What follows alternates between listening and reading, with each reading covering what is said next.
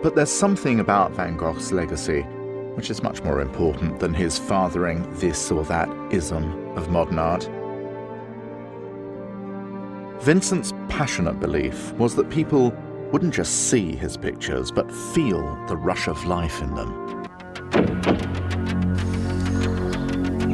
You know, this is my job, to decide if you're well enough to leave this place.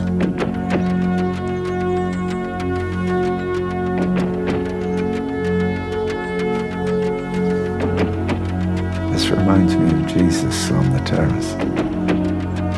Which terrace? Speaking to Pilate, who definitively, if you believe what was written, didn't want to crucify him. It was the people who want... Well, we could have a real discussion about this theory some other time. Pilate didn't want to crucify Jesus, but everything Christ said incriminated him. So, I too have to be careful with what I say to you. I can understand that. Hello and welcome to True Crime Rocket Science, the most authentic voice in true crime. The clip you heard at the beginning, or sort of through the soundtrack of True Crime Rocket Science, comes from At Eternity's Gate, and it's from quite a long 8-minute scene where Van Gogh is at the asylum and is talking to a priest sort of about his condition. As I said, it's quite a long dialogue. It's just literally 7 or 8 minutes of straight talking, which really slows down the film. And although some elements of it are certainly provocative, it really doesn't address what Van Gogh was actually suffering from. And that's what we're going to address in this episode. I will play another clip from that sort of scene just a little bit later in this episode. What I want to do is, before we go through this episode, I want to just provide you with a verbal kind of table of contents. So I'm going to start off just by describing very briefly how Eternity's Gate sort of illustrates and sketches and visualizes this period that Van Gogh is in Saint-Rémy. Then I'm going to quickly touch on Lust for Life's version of that. Then we're going to come back to this conversation that is dramatized of Van Gogh talking to the priest and a particular painting that he talks about. And then I'm going to take you through a whole list of chronological artworks, also very quickly, while Van Gogh was in Saint-Rémy. And then we are going to look at some of the literature that kind of acknowledges the muddle that even the world's most prestigious medical experts and art historians have been in and are in regarding Van Gogh's, in inverted commas, madness. Then I'm going to provide you with a true crime rocket science solution or theory on this. And finally, I just want to come back to Van Gogh's ear, and just a reader or a listener in the previous video was talking about how it can't be that particular artery. I'm not a medical doctor, but I'm just going to provide a little bit more information on that, so just to make it a little bit clearer. And that's basically what I want to get through in this episode. I want to try and get through it very quickly. It can be quite complex. I don't want to touch on it very, very heavily. This isn't a narrative. It's not chapters or anything like that. If you're interested in the deeper research reference stuff, go and read my book, The Murder of Vincent van Gogh. It's in there. What I want to do here is sort of touch quite lightly on it. And again, I just want to emphasize the fact that there's a lot of disagreement about this. It's not something that is generally there's consensus about. There is a very odd circular reasoning, which is, it goes something like this. Van Gogh is mad because he cut off his ear and he committed suicide. And then Van Gogh committed suicide and cut off his ear because he's mad. But the mad thing isn't really understood, and no one really knows what they're talking about or what they're referring to when they talk about it. It's just sort of a general cliche with sort of no evidence. And that's why true crime rocket science is needed in this area, to say, hold on, what are we actually talking about? And did he actually cut off his ear? Did he actually commit suicide? Let's interrogate each of these areas properly and see where the rabbit hole goes. And someone just left a comment that they were on a tour group through Newnan, which is where Van Gogh kind of grew up, and how the tour guides were very, very adamant that Van Gogh was mad and all this kind of stuff. And when you challenge them, they're shocked. They're shocked by this. It's like something that they've never even thought about.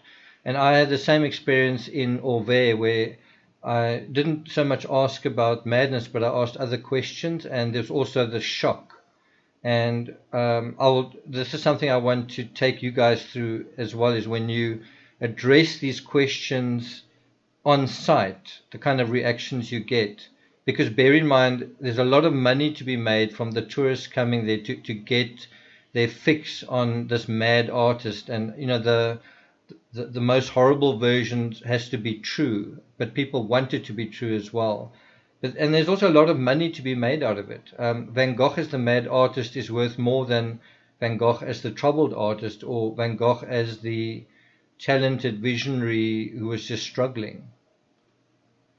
There's a saying that sex sells, and I guess sex sells in terms of fashion, and in terms of magazines, and in terms of movies, and maybe in terms of books, and maybe in terms of some people, they feel that sex sells them better than another version. The same applies to Van Gogh. Madness sells, right?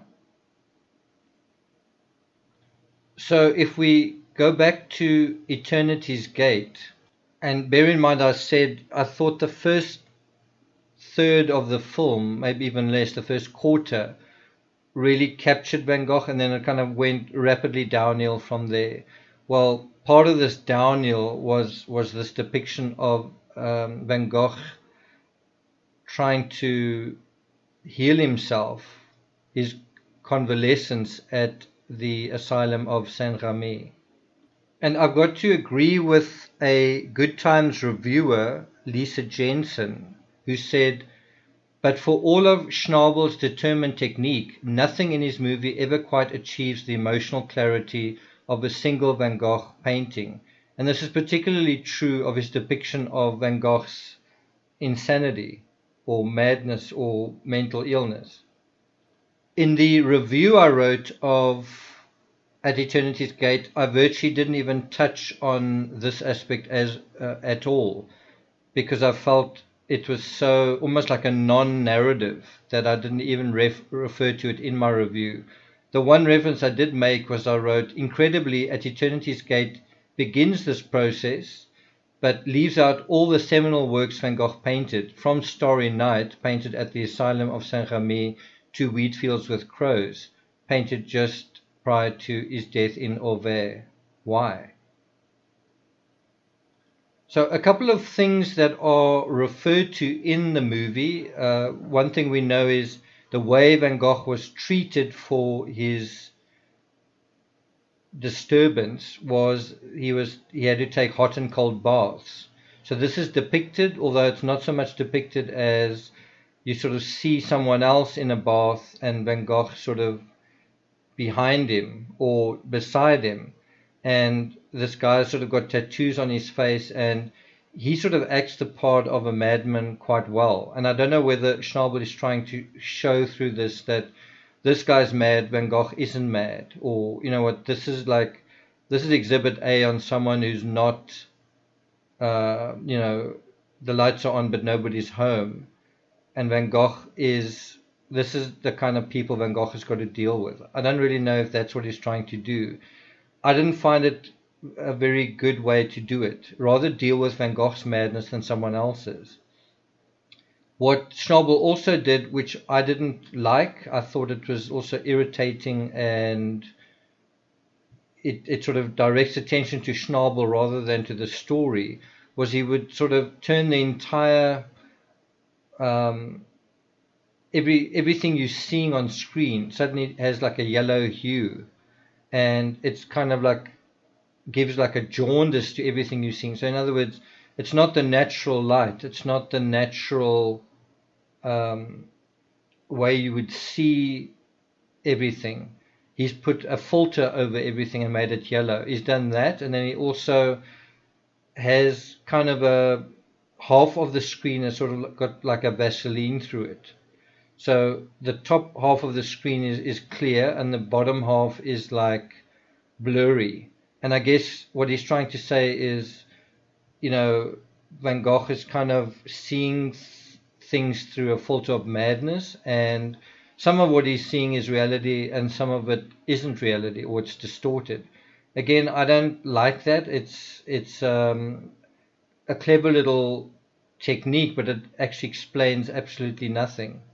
So that I didn't like. Also, I didn't like turning the palette of Van Gogh into an excuse to talk about madness. I don't think that they're related at all.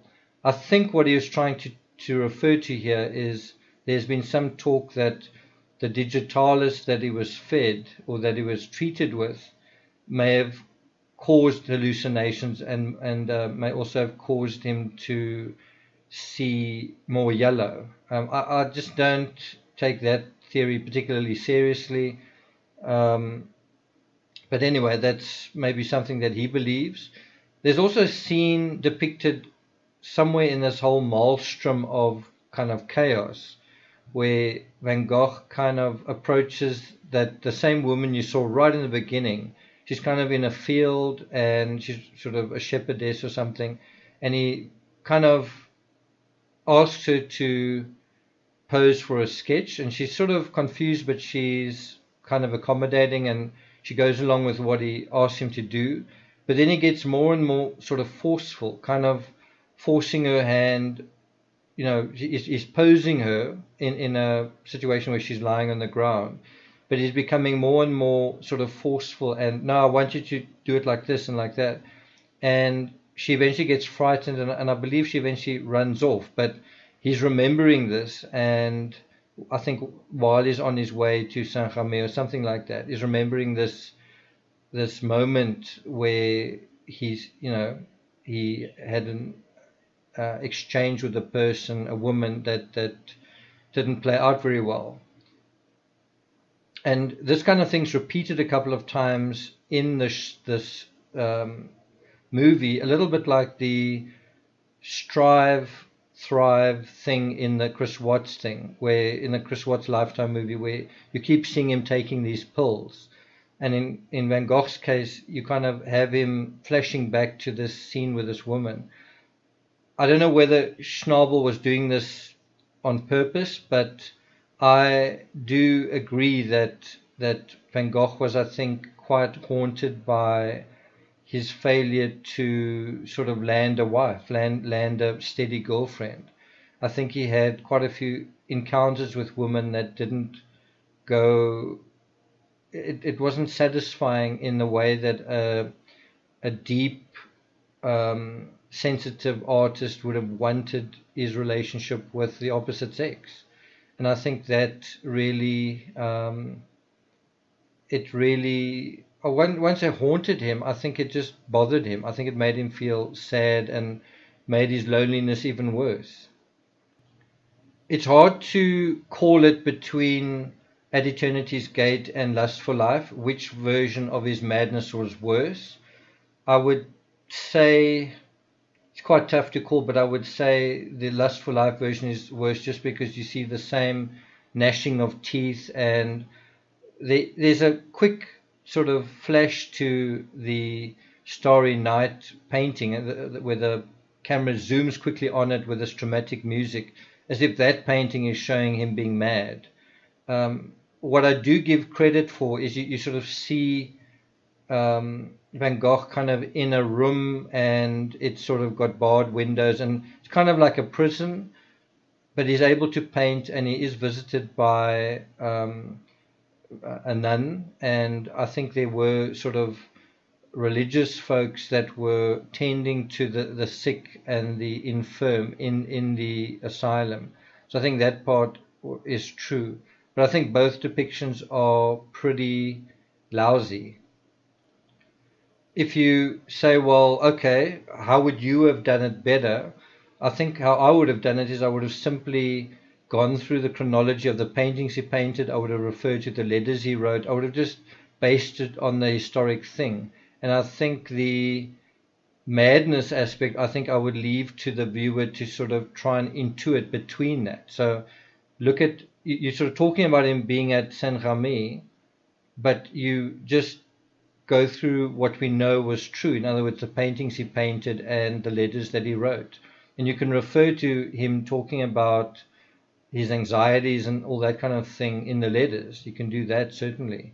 You can show him sitting on his own, where he's read about his brother having a child, and there he's sitting, and there's people sort of maybe in the background shouting or acting weird or whatever, and he's there, and this is kind of where he is in life. His brother's in Paris, married with a child, and he's kind of in this hospital, and time's passing him by.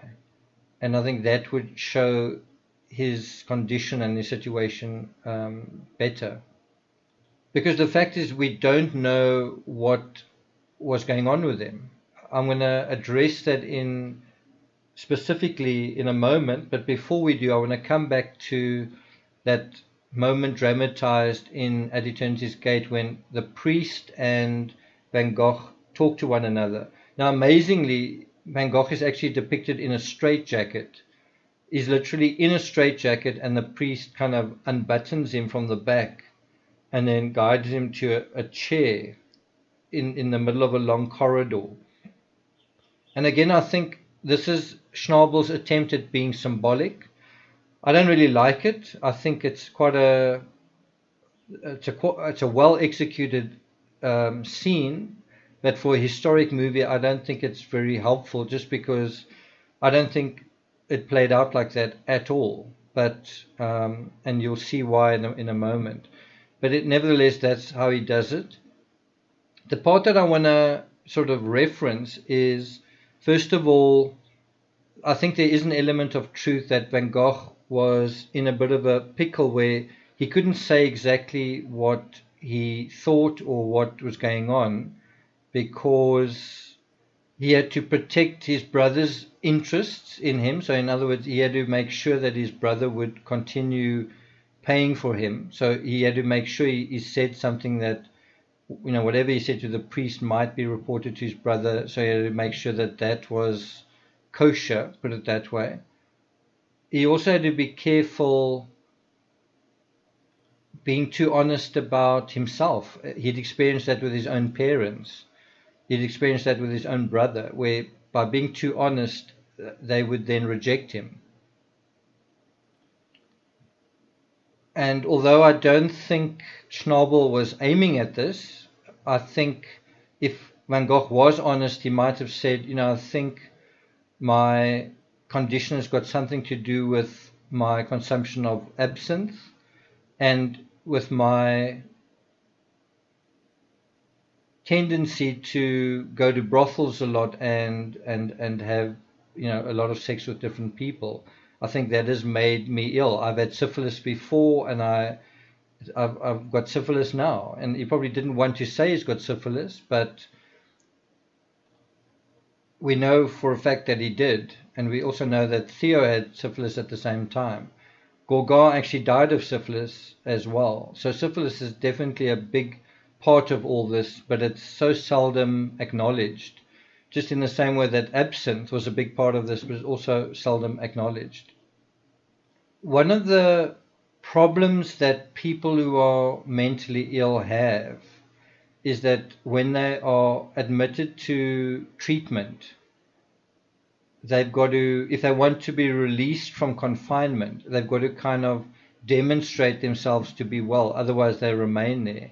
And I've had first-hand experience of, not me in that situation, but people quite close to me who were in a situation like that, and being in this situation was making them more depressed and making them more crazy and making them more anxious and so on. And so they kind of had to pretend that they were getting better, otherwise they wouldn't get released. But the treatment that they were actually getting wasn't helping them.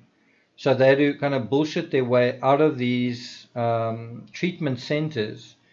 Otherwise, the prognosis would be, well, you're not getting better. So, for example, if they'd said, honestly, now I feel really hopeless. I feel like this treatment isn't helping me. You don't know what's going on with me, and it's making me even more blah, blah, blah. They wouldn't be released. And it's almost the same as a prisoner in a prison. If someone says, should we let you out on parole? Like, is there a chance that you're going to commit this crime? Let's say the person answers honestly and says, you know what, I've actually had fantasies about getting my revenge on the blah blah, the prosecutor or whatever. I won't do it, but I'm just so angry about it. They will never be let out of prison. But if they say, you know what, I'm calm, and I've realized what I did wrong, and I'm ready to be a productive member of society, they're going to say the thing that they want, that they think the other person wants to hear. So that is kind of a sly thing that is referenced there, which is certainly food for thought. I don't really think it addresses the original problem, and I think it is muddying the waters and trying to be very clever when it's actually just not actually talking about or showing the actual situation. So in that sense, I don't think it's very helpful. There were elements of that long discussion that were quite helpful. For example, where Van Gogh talks about being in the priesthood himself for a long time and knowing the Bible very well, and he talks about his art, his creativity, his painting being a gift from God. And this actually brings up quite a funny moment in this particular scene. The priest sort of gravely asks him, why do you paint? And, why are you always painting? And what's going on? And as I say, Van Gogh says, well, it's a gift from God, and, I have to paint. And it's the only thing I can do. And that part is quite a nice scene and quite an authentic scene. The part I don't agree with is he said, I've been a painter all my life. I don't think that is true. He only really painted the last 7 to 10 years of his life. And he only painted a lot in the last, say, 2 years of his life. But before that, he was not a very good painter, and he was, he did other things before. He was a teacher, he was a preacher, and he worked as an art dealer, and he quit that job. You would think if he loved art, he would not have gone from art to preaching. And if you can indulge me a little, if I talk about writing, I wrote from when I was in high school, also primary school. That's what we call it here. I read a lot as a child, and as a young adult, and as an adult. And it's only recently that I've come to see myself as a writer. Although I really wanted to write, I thought it's something I don't really want to do with my life. I want to have a proper career, like a lawyer or something like that, and I did study law. But the thing is, even I wouldn't say that it's the only thing I can do, and it's a gift from God or something like that. I would say that it was something I did early on, but I've got to admit that I abandoned it and tried to abandon it a couple of times. I tried to not write. I knew it was going to be a hard life, and for certain reasons peculiar to being a South African, and also to other things, I'm doing what I'm doing, but I'm just saying Van Gogh saying in the movie that he was born to be an artist. I don't know if that's true. I mean, it's good that he did do art or whatever, but I don't quite agree with the way they depicted it.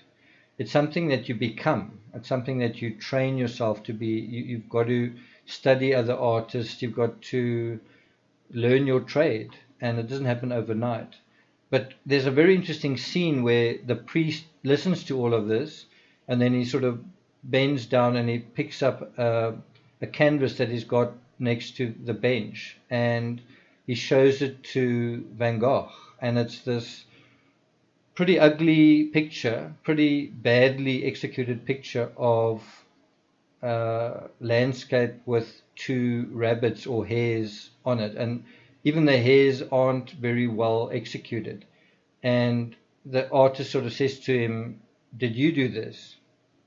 And it's actually quite funny because it's, he's been talking about God gave him this gift, and the priest certainly is in no two minds about that this is an ugly thing. It's not art to him, it's ugly. And I certainly have the view that Van Gogh has painted a lot of exceptionally well executed pieces, but there are also some terrible pieces. There are definitely paintings he's painted where the figures in them are written are drawn or painted very, very badly, very, very simply, very you sort of have the impression that he's not very good drawing people sometimes, or he just didn't put a lot of effort into it. So you have this weird contrast between these incredible artworks that are viscerally and visually powerful and arresting, and then these others that are really not very good, just kind of amateurish and slapdash. And what makes that whole argument a little bit difficult is one's got to navigate between authentic Van Gogh artworks, his badly executed artworks, and then fakes. There are a lot of fakes as well that are also not very well executed. And that's an interesting narrative on its own, is when you look at the fakes, they lack that fire of his actual work. And it's hard to say in what way they lack them, but they certainly do. But the fact of this painting that the priest shows him, almost to show, I think you are mad, because I mean, do you think that this is art? And in a way, at that time, Van Gogh wasn't well known, he hadn't sold any art, and people, I think, generally, not just this priest, but people at the time, I think, did think this guy was nuts, because he's painting constantly. He's like having delusions of grandeur. He's painting constantly, but he's not selling anything. And he's sort of rambling around, and no one really understood what he was doing. That is part of the magic of Van Gogh, that he wasn't in a delusion in a sense, in the sense that, his work actually came through, it actually delivered. And I think it was the artist David Hockney who said, if he'd lived 10 more years, he would have been an outstanding success. I'm not convinced of that. I think it's possible he would have been more successful, but I'm not convinced. He sold only one painting outright in his life that we know of, and a lot of the other stuff was traded, and there may have been another portrait, but he was really struggling to get his start, even when his paintings were doing quite well. And his brother was an art dealer, so I'm not convinced. And I think his reputation had a bit to do with it as well. His bad reputation had a bit to do with it as well. I have a brother who is a full-time artist, and he constantly does things that to me are absolutely ridiculous. But everybody makes excuses. They say, well, he's an artist.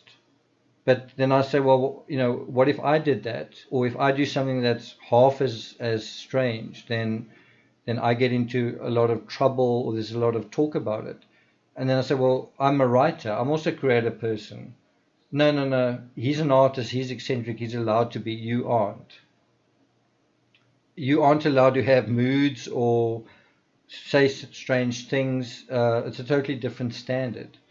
And I think in a way Van Gogh has led to a legacy of artists almost wanting to be eccentric in order to be taken seriously as artists. And I've never really believed that. I've thought, just being yourself, certainly in my case, if I'm just myself, that seems pretty eccentric to other people anyway. And more often than not, you notice people trying to be eccentric rather than having just the courage to be themselves, just being authentic instead of eccentric. What I want to do now is locate this particular painting, which is pretty crappy, in Van Gogh's the chronology of the paintings that he painted when he was at Saint-Remy. Now, what is amazing is you can actually go to a Wikipedia page, and I want to really encourage you to do that. I'll put a link in the description, but you can go to a Wikipedia page, scroll down the painting, scroll down the page, and you can very quickly go through, almost like a cartoon running into itself. You can go through the last paintings he painted when he was in Arles. You can go to the point where he was. You can go to the point where he cut off his ear.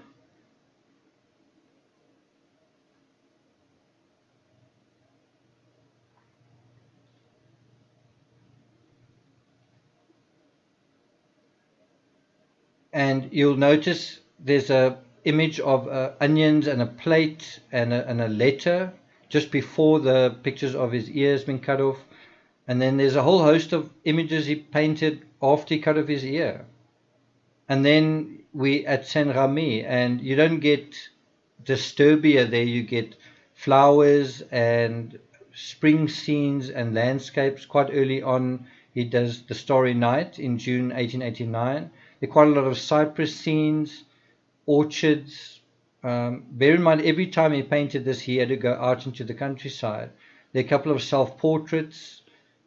There's a portrait of him with a beard and without a beard. There's he painted his bedroom in Arles, obviously thinking back to that. And I guess he painted the bedroom in Arles in September 1889 because that was around about the time Gauguin came to see him, came to stay with him. And then he painted quite a few of the thresher and the reaper and peasants in different sort of settings.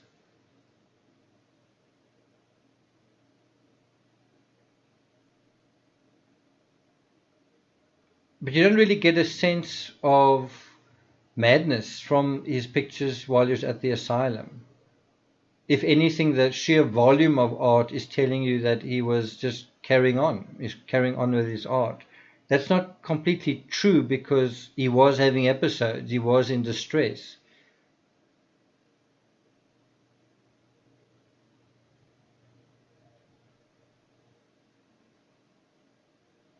And there is the image of the rabbits, and it was painted in 1889 in December. And so that brings us to the almond blossoms painted for his nephew in February 1890, and that's around about where we are now. And those are exactly the paintings he painted 130 years ago today.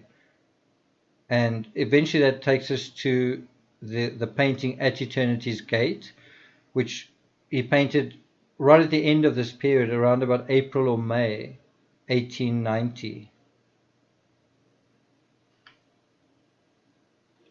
So even the painting At Eternity's Gate, from which the movie gets its name, you've got to look at it in context.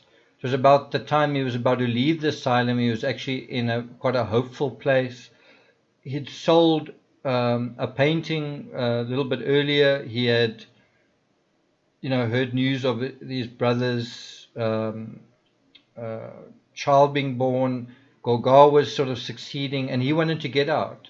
It wasn't a case that he painted that painting right in the beginning and that he wanted to stay in the asylum. It's the opposite. And that painting was just a nod to something he'd painted before. It wasn't really Van Gogh trying to say, I'm at eternity's gate.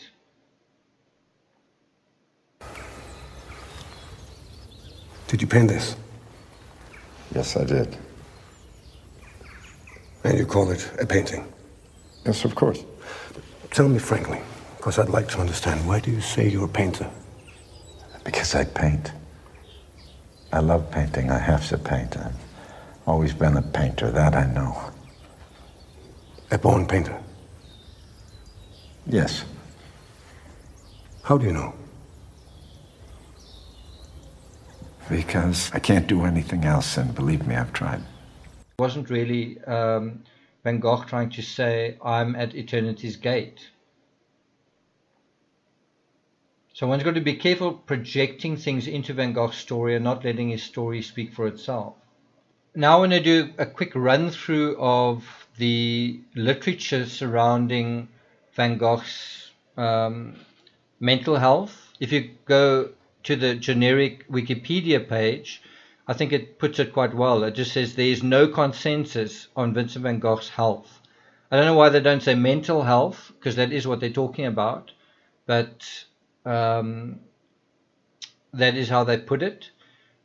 They talk about medical conditions he may have suffered from, including epilepsy, bipolar disorder, borderline personality disorder, sunstroke, acute intermittent porphyria, lead poisoning, Meniere's disease, schizoaffective disorder, substance use disorder, non-suicidal self-injury disorder or self-harm, and anxiety disorder.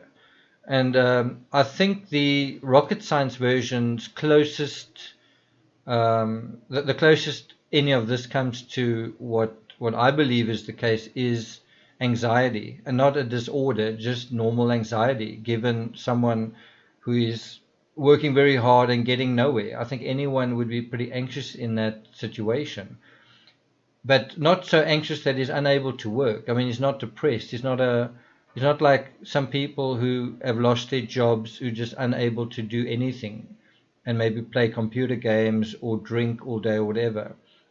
Van Gogh was quite motivated.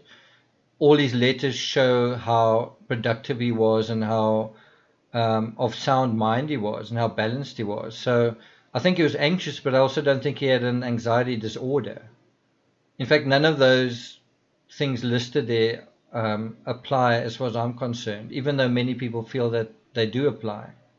If we go to the article in the National Post published in 2016 in June, it refers to Vincent van Gogh not being psychotic or bipolar when he cut off his ear, according to medical experts. So even though there's this consensus that, oh, of course he cut off his ear, the medical experts are saying, well, he didn't have a psychotic episode. There's actually nothing wrong with him during this period when he cut off his ear. And this wasn't just a couple of experts just saying, being approached by a reporter, like, what do you think, yes or no? It was literally a conference where 30 international medical experts kind of came together, I think, in Amsterdam.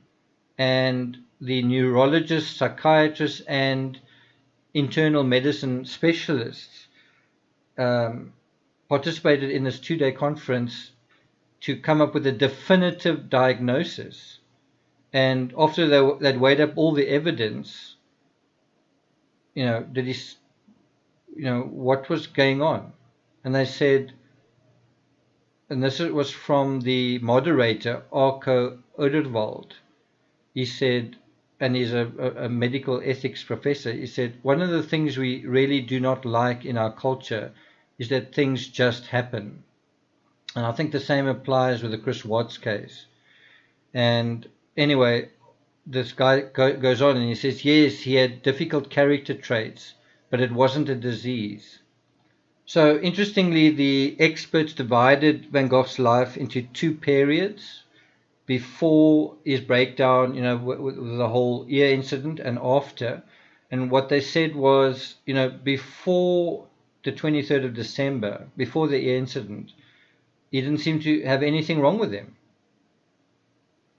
The sort of diagnosis is that what happened could have been a result of alcohol intoxication, so from absinthe, lack of sleep, work stress, troubles with Gogh, who was going to leave, attachment being one of his problems in life, and then, according to his own doctor, he recovered completely very quickly after the incident. And someone who is struggling with mental illness, you don't recover very quickly. The expert goes on to say, ultimately, one single thing can't explain the whole picture of what happened to Van Gogh. In other words, some people were saying it was due to epilepsy. And it's something I've mentioned to you guys before in other episodes, just that the definition of epilepsy has changed since that time. What was really interesting was this whole kind of symposium was designed to correspond to the Van Gogh Museum's exhibition at the time, which was called On the Verge of Insanity. And I can tell you now, if there's anyone who's pushing this narrative of insanity, it is the Van Gogh Museum. So this screen grab is from the Van Gogh Museum's page, official page. Why would you have an exhibition titled On the Verge of Insanity?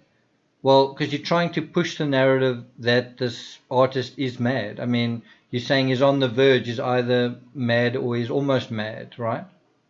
I'm going to quickly take you through a couple of other resources. There's Brain Pickings, talking about Van Gogh and mental illness. And the article just refers to this puts Van Gogh kind of in this place of combating anguishing mental illness, stating it as a fact, and then saying, he had frequent episodes of depression, paralyzing anxiety, and according to some accounts, symptoms of bipolar disorder. And then it refers to the letters he wrote. So you can go and read that yourself if you're interested. There's also the official diagnosis from his physicians at the time, which you can go and look at the NCBI resource.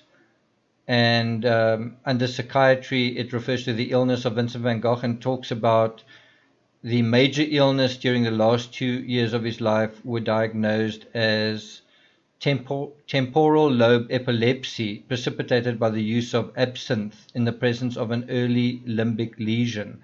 That sounds very sort of convincing and sort of, it sounds very like a medical professional. And I'm sure if you read that in a book, you wouldn't think twice about it. In essence, though, the confirmation of this diagnosis in a book or a medical history published in 1956. This was around about the time Lust for Life came out, by a guy called Henry Gastout. All it did was it confirmed the original diagnosis made by the French physician. But today we don't agree with that. So having someone come around much later and saying, yes, I agree, he did have that, that's just, again, circular reasoning.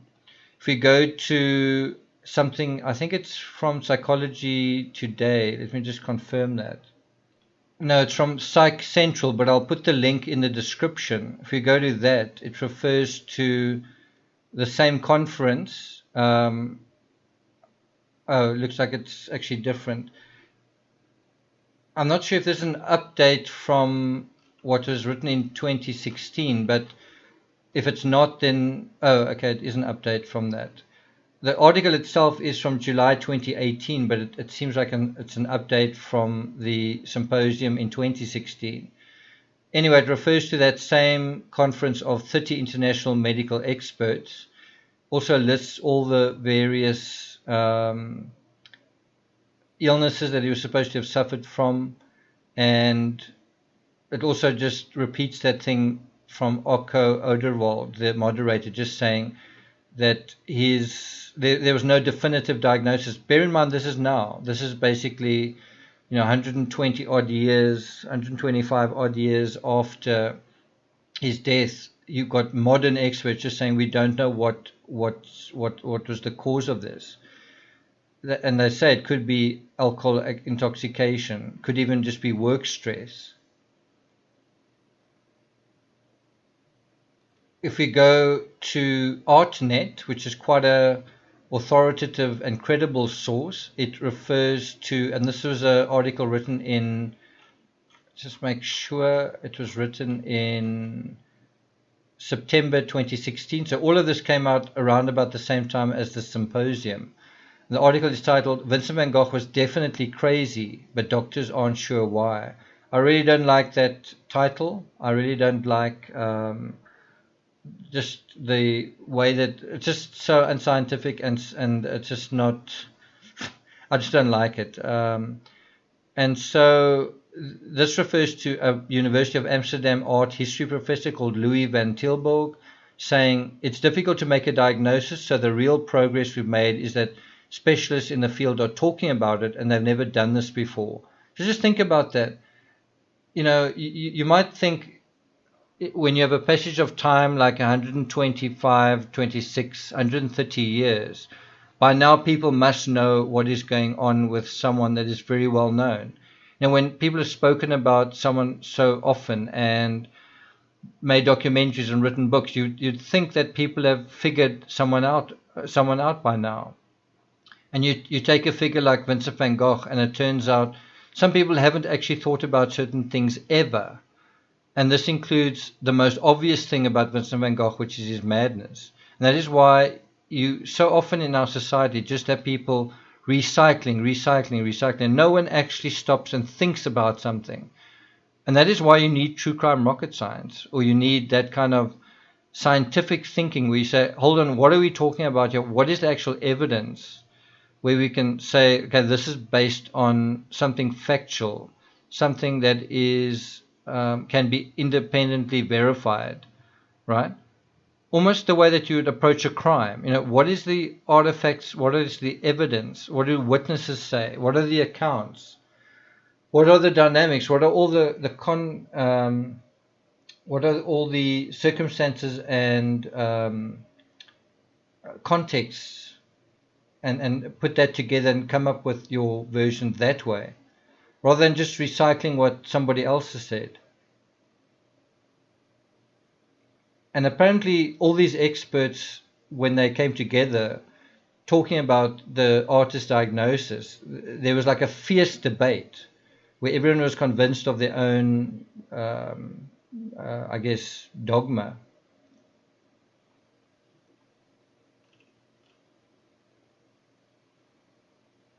Werner Strick, the director of Bern, Switzerland's University Hospital of Psychiatry, basically said the essential symptoms for psychosis that they agreed that Van Gogh suffered from included hallucinations, acoustic hallucinations where he heard things, optical hallucinations, and also delusions, hyperexcitation with confusional states, incoherent speech, and unclear memory about the episodes. Again, all of that sounds very sophisticated, but all of that is the kind of thing one could suffer from if you were drinking a lot. All of those would fall into the same thing if you drank a lot of alcohol. Simple as that. And we know that he did. That is one thing that At Eternity's Gate does depict, which is hallucinations, acoustic hallucinations, optical hallucinations, and I guess confusion, and maybe to an extent incoherent speech, but I don't think it was done very well.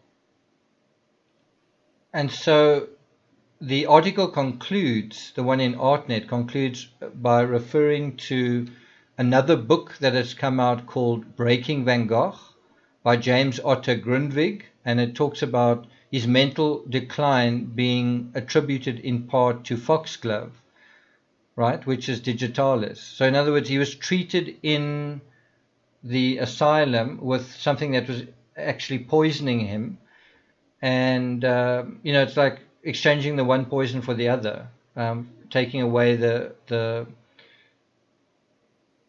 absinthe and the alcohol and replacing it with something that's supposed to be medicine but actually poisonous. And anyway, what Grundtvig says is that it had a natural toxicity that affects the heart, and when taken in concert with lead poisoning from oil paints, along with his consumption of absinthe, it put Van Gogh on an accelerated destructive path that would lead to death. I don't agree with that at all. I don't think that all these substances created a concoction that made him suicidal. I don't think that's true either. Oderwald, some other experts, said one single thing can't explain the entire picture of what happened to Van Gogh. And I agree with that. I agree with that completely. And that is the problem with the Van Gogh story, is that you can't say his madness is why he cut off his ear and committed suicide. And yeah, you've got the experts acknowledging that. But while they say one thing can't explain it, they can't seem to explain the other things. And that is what True Crime Rocket Science has done, I guess for the first time in history, given what these experts don't know. And it's also explaining that whole fabric and tapestry that connects all these things together that people actually don't understand. I mean, to understand Van Gogh, you've got to boil it down to his identity. What was the thing motivating Van Gogh? Who was Van Gogh? If he wasn't mad, what was he? And the answer is he was an aspiring artist, but he was also someone who believed very strongly in himself. And I don't think you can be either of those if you're mad. I don't think you can be, if you've got mental illness and you're distressed to the extent that it's going to paralyze you and weaken your faculties. I don't think you can be capable of producing coherent art that people are going to care about, if you don't have the capacity to care in a conscious and cognitive way about what you're doing. And some of the executions Van Gogh did, and you can, as I say, go yourself to the list of his artworks in the Wikipedia page, go to the paintings he painted immediately after slicing off his ear or having his ear sliced off. And there are, for example, some incredible depictions of the postman, just very, very well, some of his best paintings ever are of that postman after he cut off his ear. Right? Go and have a look at that. And I'm assuming that this list is somewhat chronological. If it's not, then, but it certainly provides the dates and the months of these paintings. So one would assume that they're accurate. Okay, and so now I want to just come back to the ear aspect. And in the previous episode, I spoke about the superficial temporal artery.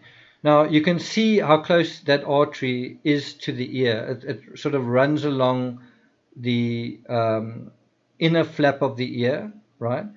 And it branches right at the point at which the ear, the top of the ear touches the skull. That's where it branches.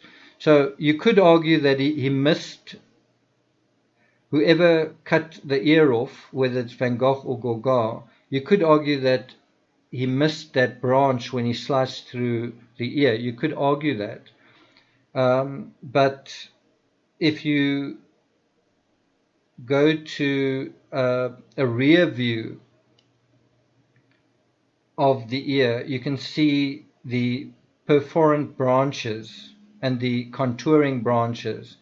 And if you look carefully at those, you can see there had to be at least two of these branches that he would have to cut through.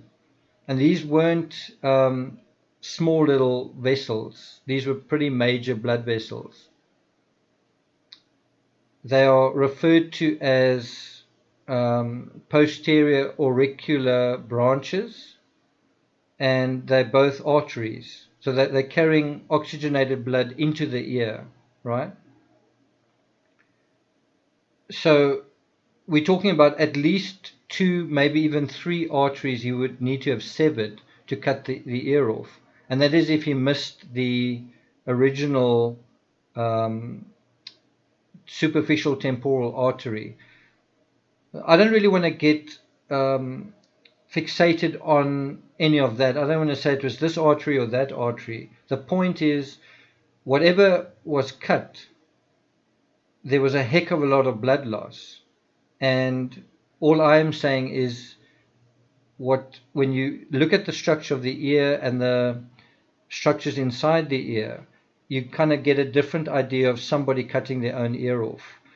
Because in the process of doing that, you would have blood spurting out, whether or not you cut through the artery right in the beginning, halfway through, or throughout the whole process. It's going to be a very messy thing. And you didn't really see Van Gogh. There's no description of his hands covered in blood or anything like that. It's just his bed, when he ended up arriving home.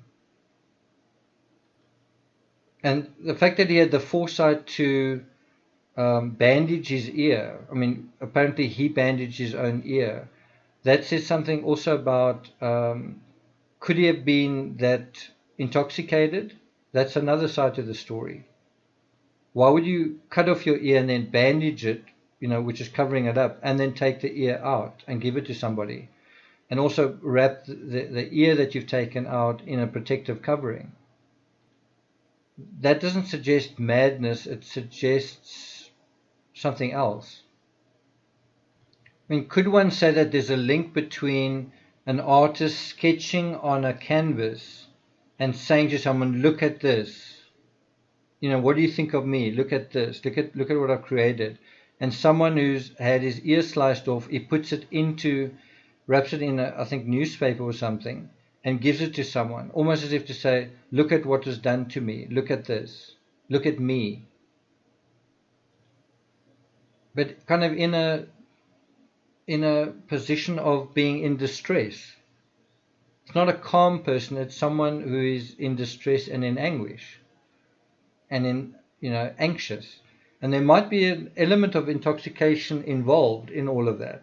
Not that you're completely drunk, just that you are not 100% yourself. But I do think we will get our biggest insight in terms of the ear incident, from who Van Gogh is, and also through that, the true dynamics between him and Gauguin. What kind of guy is Gauguin? And that's an aspect we still need to address. We need to go through his mentality, his backstory, the movies depicting him, his temperament, and all that kind of thing. That's going to give us a clearer idea of which one is more likely, that Van Gogh cut off his own ear or that somebody else did it to him. And we already know that there was an argument. That has been established. Are you more likely to cut off your ear when you have an argument with someone else? Or is it more likely that someone is going to cut off your ear as a result of an argument? And the answer is, well, it depends on the argument. It depends on how severe and extreme and intense the argument is. And we know that these were 2 very intense characters, especially Van Gogh. And it's so important to get this little mental chess game right, because how you answer the question of the ear is also going to be how you're going to approach the suicide and the alternative to that as well. Because it's the same thing happening again. It's history repeating itself. So coming back to At Eternity's Gate, what's quite interesting is at the end of that sort of clip, it's kind of, there's a little bit of a twist where the priest says, okay, you know what, you're free to go. So after this long sort of 8-minute conversation, the priest kind of says to him, Dr. Ray is here, and that's the doctor who treated him for his ear. He's sort of hanging around, and basically you're free to go. I'm letting you out of jail. And I just didn't think that was very authentic at all. I mean, the fact that obviously it's dramatized for a film, but the fact that the priest went into the whole conversation kind of knowing that he's going to let Van Gogh go. And so the conversation itself doesn't really mean anything. I just don't know why you have him coming out of a straitjacket. I mean, I guess the implication is that he's coming out of his mad phase. I guess that's the symbolism Schnabel is using. I just don't agree with it at all, because I don't think he was mad to begin with. So the symbolism isn't accurate. Okay, so we're almost at the 1 hour mark. I'm not going to stretch your patience. I hope you found this episode interesting. If you have, please subscribe. Please share with people you know. You can also share the link on WhatsApp to people that you know, or email it, or whatever it is, but please spread the word. The next episode I'm going to deal with is really the business end of this, which is how Eternity's Gate deals with the suicide. So that'll be what we look at in the next episode. And from there we're going to look at the story of Gogh and one or two other characters we haven't spoken about in that much detail. Thanks for listening. Another episode coming onto this channel a bit later. Listen, come see me again if you feel like. And share some other ideas with me. In the meantime, Dr. Ray is here waiting for you. He came to take you home. I'm free to go. I think we've done all we can for you here.